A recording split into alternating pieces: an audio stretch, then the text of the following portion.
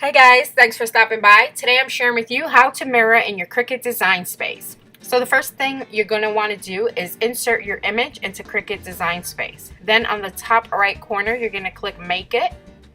And then over here on the left you'll see where it says mirror, and you're just going to click that tab to on, and your image will go ahead and reverse itself. So now you're ready to cut your vinyl on your Cricut machine.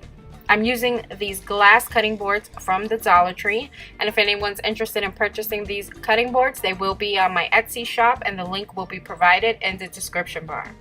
So these are the cutting boards from Dollar Tree, and you're going to go ahead and place the image on the back of the cutting board. So this way the cutting board can still be used as a cutting board and not just as like a decor piece. So I already had my transfer tape on the image. I went ahead and applied it to the back of the cutting board. I'm using my squeegee just to apply it well, and then you just peel off your tape, and then the next step you will weed out the vinyl that needs to be removed so that the image looks as it should.